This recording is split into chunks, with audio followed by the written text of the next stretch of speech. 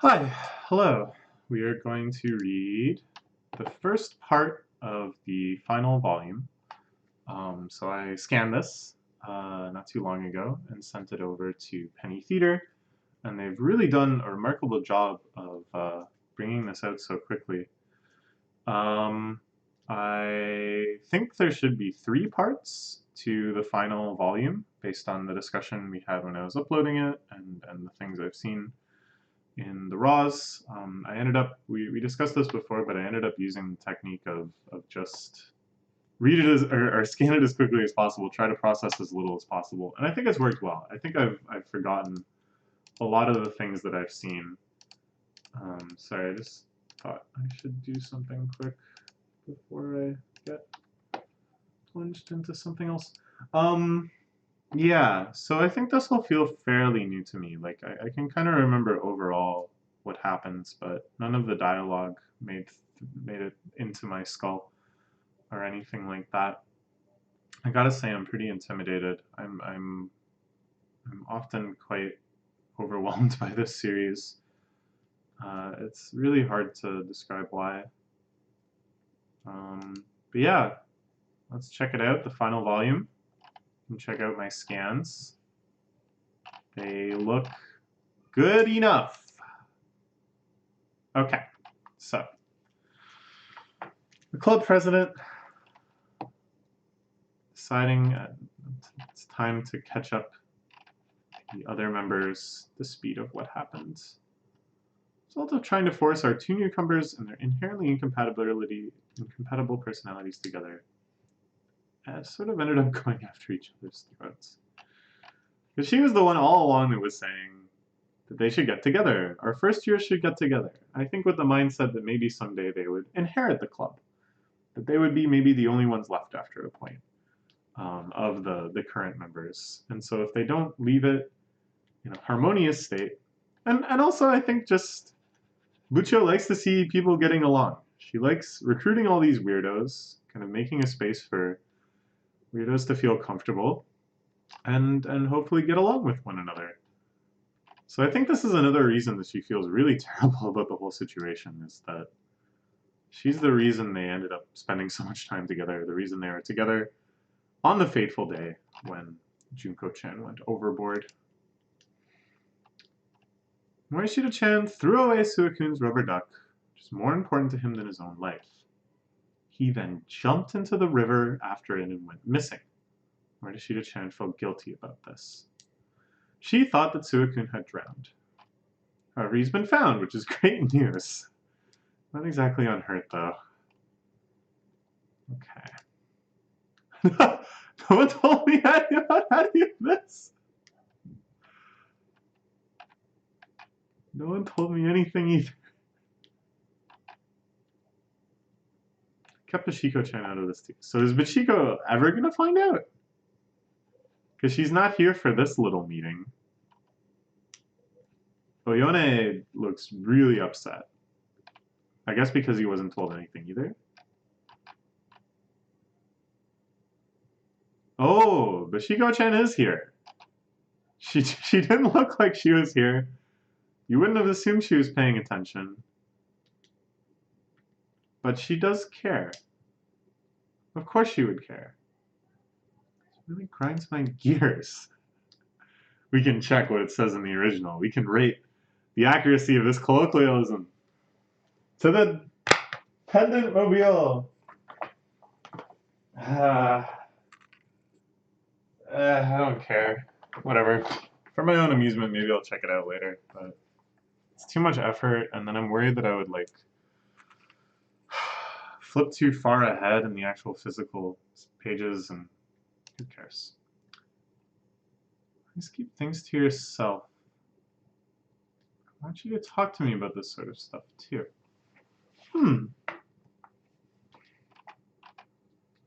You're obviously busy doing something else right now. Oh, this face is so good. I finally got him. I don't know what kind of game she's playing here. Kind of looks like Hollow Knight or Shovel Knight or one of those knight games where you're fighting things. I don't know. listening. Just got distracted by the game for a bit there. What are we talking about? What happened next? How are they? Okay. This is fine. It's not like she really broke, but for a second she showed a kind of sadness, a kind of lamentation, a feeling that she wanted things to be different. And I think this is something kind of interesting about these like really kind of jokey characters in a serious series. You have a character that has been defined largely by their irreverence, by their silliness, by their inability to, you know, kind of engage with the more serious aspects of the story. Then when things get like really heavy, usually these characters are kind of like quickly shown the door, or in some like major climactic moment they finally like break down, that the shell of irreverence breaks and they can't help but be affected by what's going on.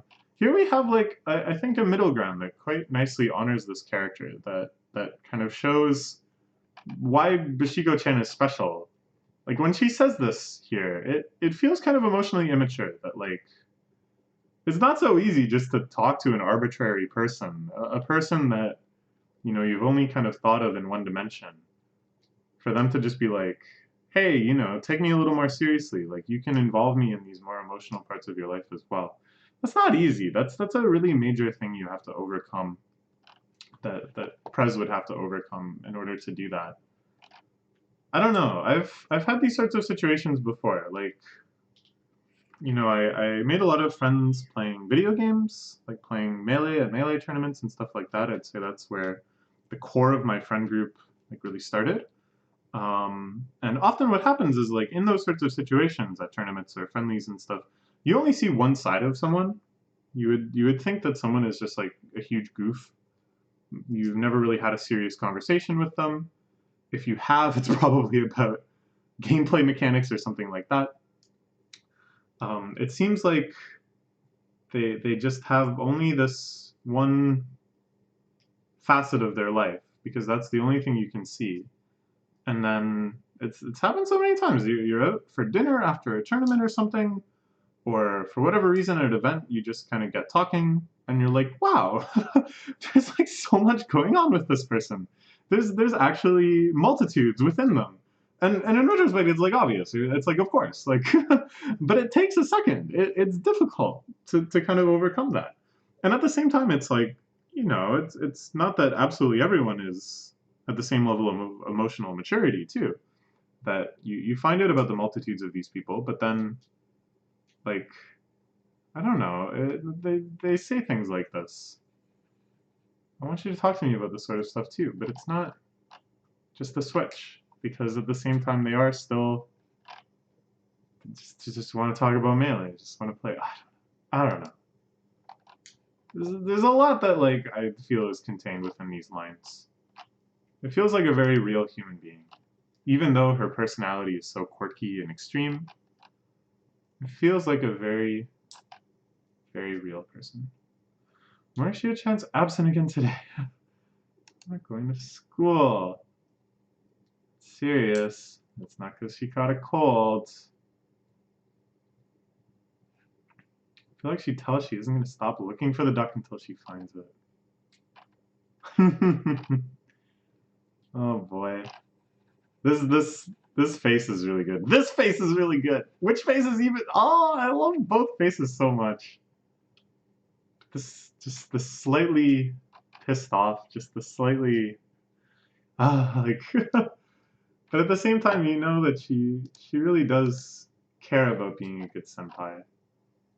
She really does feel responsible for doing something. The rain pouring down. It's lovely scenic shots. You know, I talk about the art style being kind of amateurish. That's just mostly because of like the anatomy of the characters and stuff. Like, is this a hand? I don't know. But then you see these like still life, these landscapes and stuff, and there's something quite special about them. It's not masterfully sorry, it's late.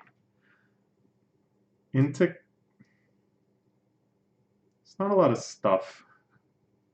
It's pretty minimal, but I think a lot is conveyed by it in just the small, sketchy things. Oh, this is their senpai, whom she went out on that ultimately doomed, but a meaningful effort. Their long journey by the river looking for Junko-chan. Sure. Again. They're gonna look for the duck again, I think. She just wants to play prize machines and fighting games. Got a row of sit-down fighting games there. What the heck? My browser started lagging like crazy. Is the video lagging? I don't think so. Let's buy him a new one! I'm not sure if Yukino just the other day. Obvious, I'm telling you, it's impossible. Probably, definitely ain't gonna find it for real. It's worth an idea. It's worth a shot, I guess. It's worth a shot. I thought this was Bucho calling, but Yukina is Bucho. So she's like, I already did that. I'm not gonna go and do this again. I'm surprised that Morishita-chan has Senpai's phone number. That she's able to make that call. But I guess probably, you know, the time scale of this series, I think, takes place over a number of months. There may have been random other days where Senpai came that we didn't see. We saw her come and beat Bucho at fighting games, which was sad and funny.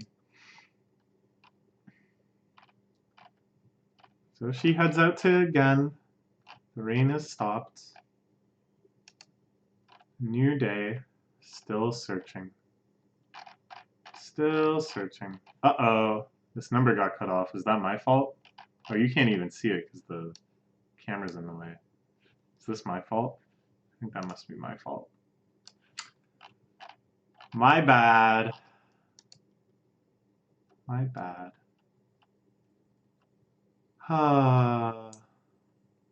Again, just something about these minimal, sketchy buildings.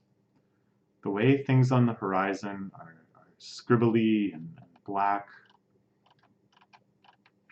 The feeling of desolation through just an absence of intricacy. What the hell? Is that even a human being word? Intricacy? Yes.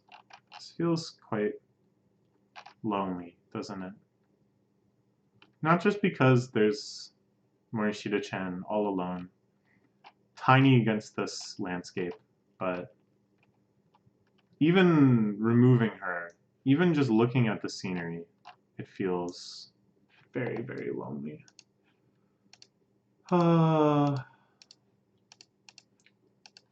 Yeah, I don't know.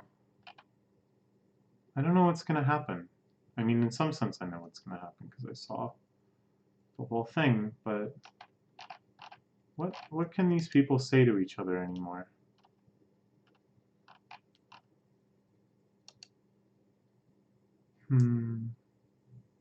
This is nice.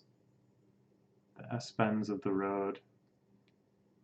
It's like a compelling landscape. You can see why somebody would want to sketch just the composition of this shot.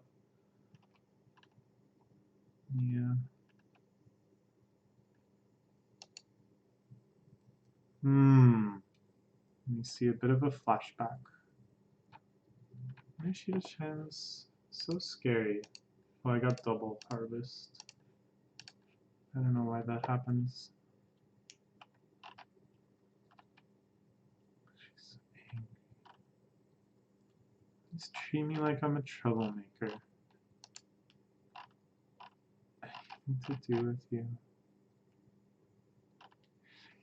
To feed.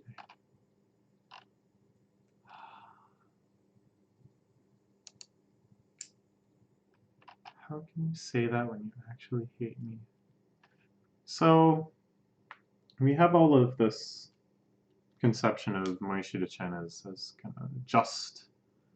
She hates lying, she hates dishonest people, she hates people that are masking their true feelings. And we had kind of like an origin to that with her grandma. You know, telling her about standing up for what's right and not compromising and stuff. And that's kind of, I think, what she has in mind when she upholds her righteousness about the truth and such. But I think it's actually much more about her insecurities. I think it's the fear that people actually hate her. The idea that people are just acting nice to you and that secretly they hate you is one that really can drill deep, deep within your brain and lay black, heavy seeds somewhere right around your brainstem. And you'll never, ever, ever get them out. Yep. It's a tough one, because I'm sure we've all had moments in our life where we were kind and polite and even maybe enthusiastic about the company of someone that maybe deep down we didn't feel as positively about, but we just knew that that was the right thing to do at the time to make whatever social situation go smoothly. And once you realize that other people could be doing that to you, it's very unsettling. But, you know, just try to think about it with balanced thoughts. Is it likely that all of your friends and acquaintances have conspired to all act like they like you when they all actually hate you, but they don't want to upset you for some reason? Like, what is the purpose of this? Why would they try so hard to mask their true feelings? Or is it actually much more likely that people like you? I don't know. It's one of those things where you have to reason it out. Oh, was this the incident of the kindergarten rampage? She just starts yelling at everyone, accusing everyone of upsetting her friend. And this is where she causes a big disturbance, causes a big scene, scares people, and then going forward takes her anger out on objects in virtual worlds and such. So you didn't do it. Someone from the other class. This is quite the rampage. And here we can see a little microcosm of just how she thinks about people. This is back when she's in kindergarten, right? So the idea of people being duplicitous, of people lying to her, maybe doesn't really occur to her yet. So she takes it at face value. If none of them did it, then it must be someone from the other class. And when no one here says they did it, she claims that they're hiding. Come out, you coward! Don't hide, because everyone she talked to said she didn't do it. Ruined everything.